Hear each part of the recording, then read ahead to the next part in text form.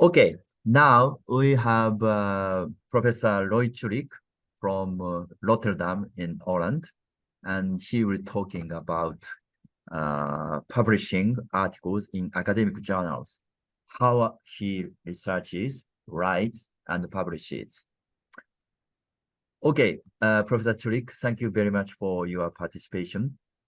Please begin. Yeah, thank you for inviting me. I mean, that is very kind that I'm able to talk with your students. The students don't know, but some 6 years ago, I visited your university. I was invited then, and I had a very good time. I spent there 5-6 weeks or something. I learned a lot about your beautiful country. I gave several seminars. I met a lot of students. It was a wonderful time. It was a wonderful time. Yeah, and now I'm invited again, but not to Japan, but online to talk about what it takes to publish articles. And I'm very well aware that a lot of you are not in the process of publishing articles, and maybe will never do so. But that's not the point. If you know how to write an article, you also know how to write a thesis, whether it be a bachelor thesis, a master's thesis, or a PhD thesis. And also, if you know about writing an article, you also write more easily scientific texts, because in your lifetime you will write reports for your firm, for your boss, for your colleagues, and then the setup of an article is also valuable for setting up any article. That is one way of writing.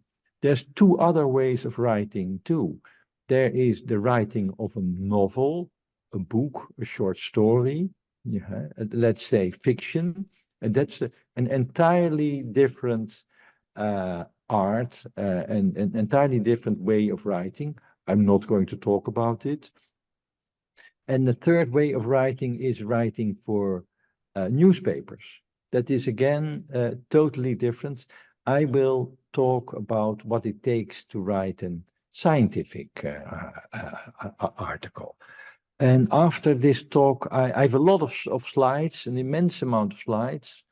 It depends a bit on if you react and how you react, what slides I will use, but I will make them available afterwards. So you can take notes if you want to, but you don't have to, because you will get all my slides after after my talk. Yeah. Okay. So don't hesitate to ask me a question through the chat function. And if you don't, it's not a problem, because I will talk for maximum 1 hour, and afterwards there's lots of rooms for questions. And even if you don't ask me a question, the slides will be made available. And if you then have a question, I mean, you can mail me or WhatsApp me or whatever, and I will respond. Yeah, good relations with Kansai University is very important for me, because as I told you, I've been a guest there, and I had a wonderful time together with my very old friend Katsu Sensei. Yeah. Thank you. Yeah, very old friend, who, by the way, visited me 2 years ago. He came especially for me to Rotterdam when I gave my farewell talk at the university. But the farewell talk at the university is only done by those who do not leave. Yeah. Okay, so let me first. How does it work? Oh yeah, it works. Okay, let me first do some boasting about my life. These are the journals I published in throughout my life. But okay, I've had a long life.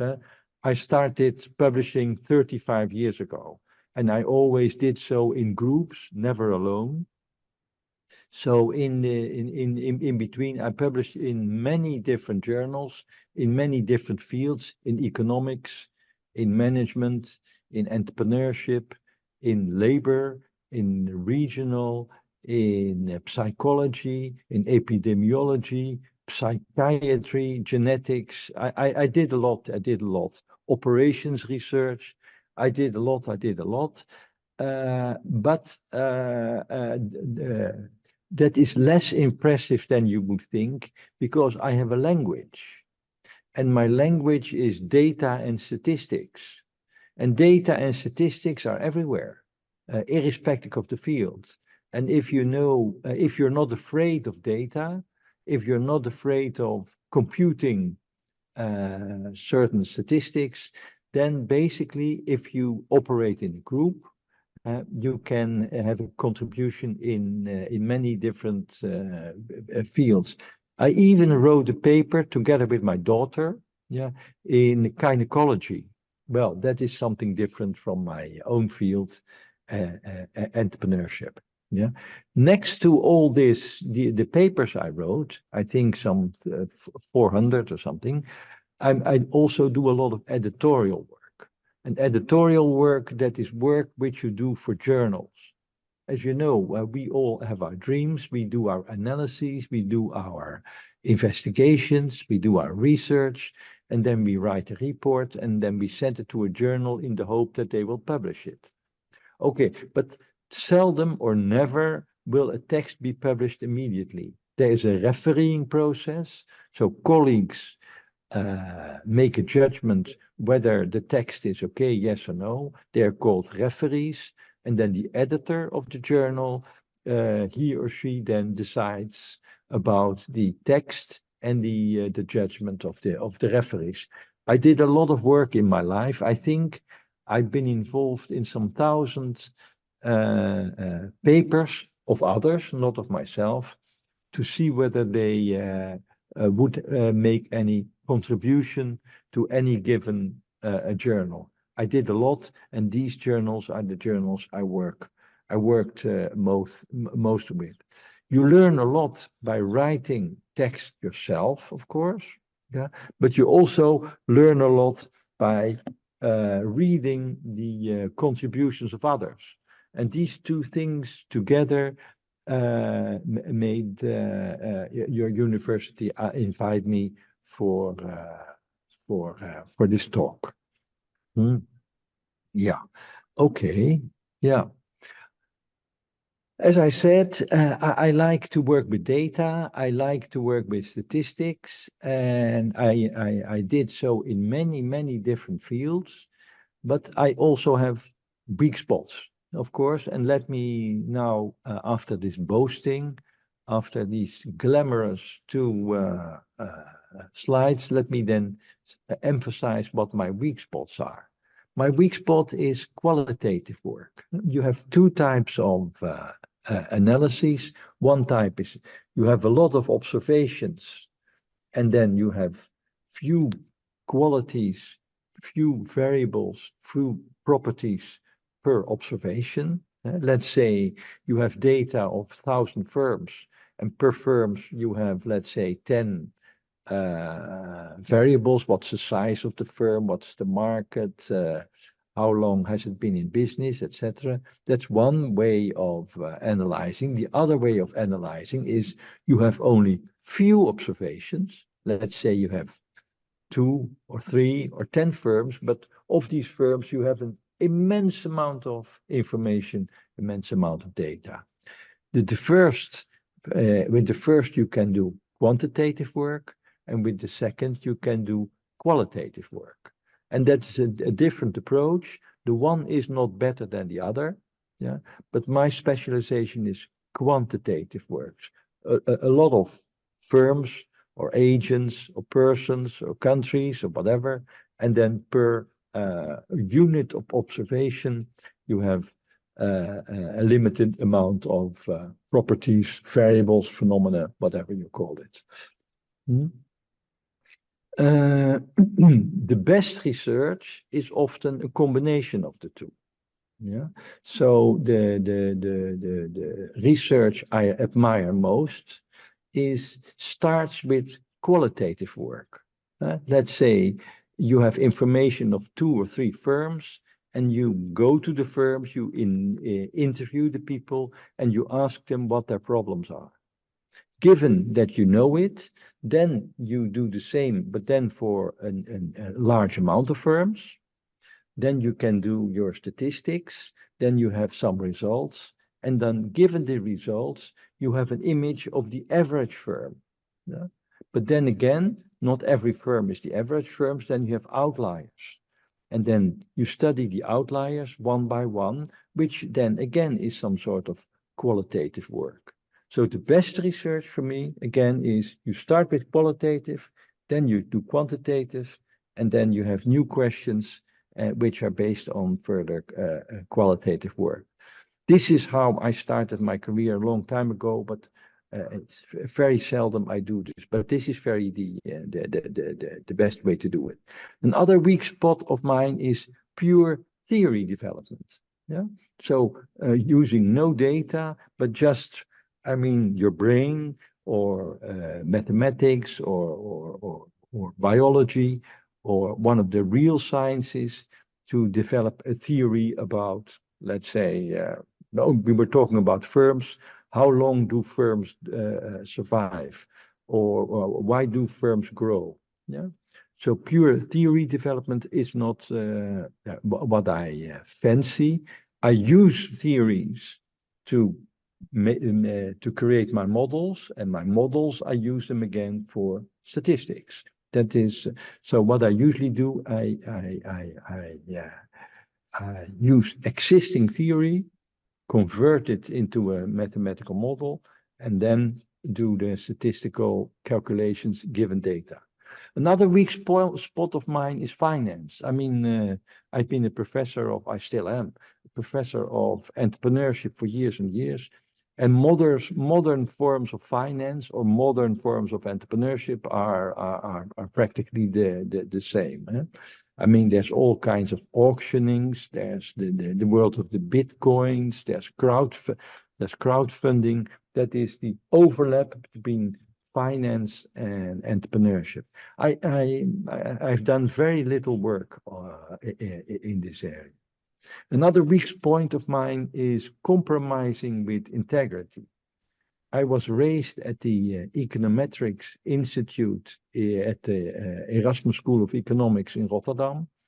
And there they were the purists of the purists. Yeah, they didn't compromise with data whatsoever. Their standpoint was, and mine it still is, you have a data set and you use it.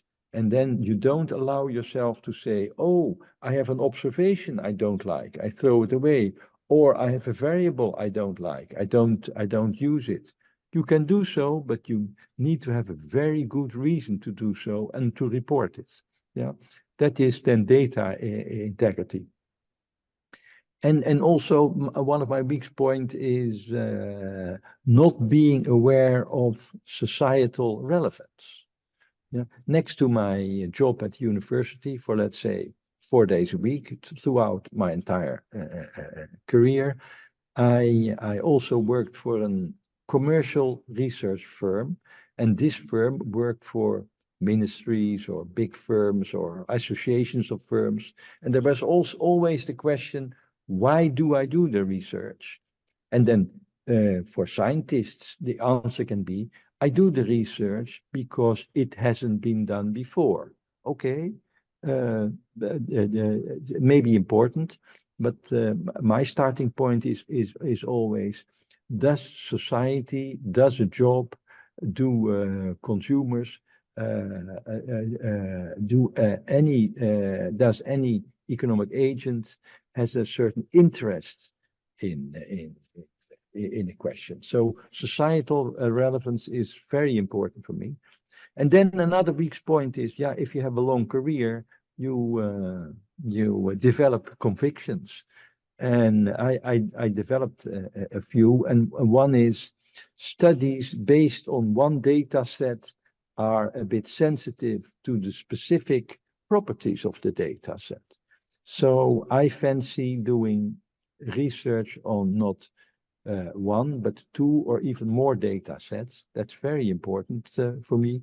And another conviction I have is developing new theories. I'm very well aware that most journals, particularly in the social sciences, they want new theory. Yeah. But my view is there are already so many theories, and you want to know whether existing theories work, yes or no. Yeah. Okay.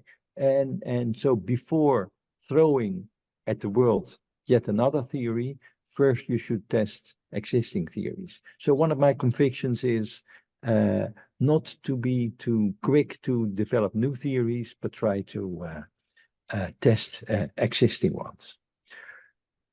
Okay, my field is entrepreneurship, yeah, and that is an immense amount of fun, yeah, because as I will explain in the later slide, if your field is entrepreneurship, there is no limit to what you can do in your professional career.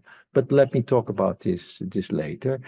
Also, I deeply feel that entrepreneurship has a great future. Yeah. There was an article in The Economist, the famous British weekly, 2-3 years ago on Japan. And the essence of the article was that a lot of scholars, but also business people, are very positive about the future of Japan in terms of economic development. And one of their arguments was that they have all kinds of data that entrepreneurship in Japan is flourishing. Yeah, big firms have always been flourishing. Yeah, but now there is a new generation of young entrepreneurs who then try to set up, yeah, of course, small businesses to start and create new products. Yeah, that is totally different from the Japan of 10 and 20 years ago. Yeah, that is just Japan. For you, very important. Also for the world, very important. As the third largest economy in the world, but also we need entrepreneurship to for climate change, for the decarbonization. I mean, listen, the fact is that we have very clever engineers and scientists. They throw at us all kinds of technical and scientific solutions for carbon change. But then the question is, who uses all these new ideas to bring them to the market? And that is then the entrepreneurs.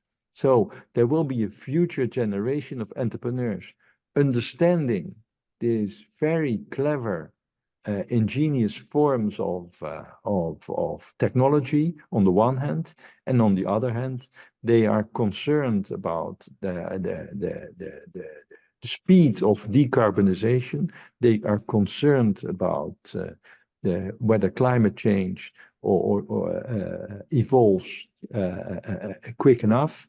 They see a market and they combine the two. Yeah. Okay. Why am I so excited about entrepreneurship? Because entrepreneurship is everywhere. You can measure entrepreneurship on the level of persons, you have entrepreneurial persons and non-entrepreneurial persons. You can measure it on the level of firms. You can measure there's entrepreneurial industries, there's entrepreneurial economies. So you can measure it on all kinds of levels. And then if you do your research, there's always three views. You can study what is entrepreneurship, and then you can study the causes, where does it come from, and you can study the consequences.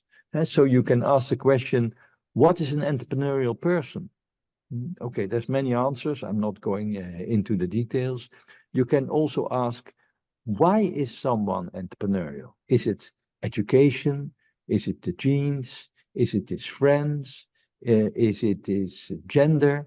Yeah. And you can also ask the question, what are the consequences in terms of who is successful and who is not, and who becomes then happy and who is not? Yeah. So this is then just an example for persons, but you can ask the same questions for firms and industries and even entire economies. I just talked about Japan, and entrepreneurship in Japan was always hidden in big firms. That's where creativity happens. And what recent researchers on Japan now see is that entrepreneurship moves out of firms into the area of young small firms. Yeah. Okay, and then I'll give you only one example. I mean, the causes of entrepreneurship on the person level. So answering the question, who becomes entrepreneur and who doesn't? Yeah, and then there's lots of courses. There's an entire field of empirics. Yeah, males are more prone to become entrepreneurs than females. People with a low education have a lower likelihood to become entrepreneurs. All these, yeah.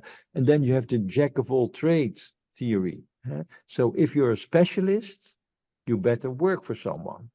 But if you are no specialist and have qualities in a lot of dimensions, you know a bit about selling, you know a bit about technology, you know a bit about management, then you can qualify for an entrepreneurship. Yeah, and then there's also the world of health. The healthy people, they qualify for entrepreneur. If you're not healthy, better work for someone else than trying to set up a business. Okay, this is the world I live in. So in the four levels of analysis: persons, firms, industries, and economies, and then times these three views, and then you end up with 12 cells, and that's what I did in my in my life. Yeah, you can also talk about entire economies. I won't do so. Yeah.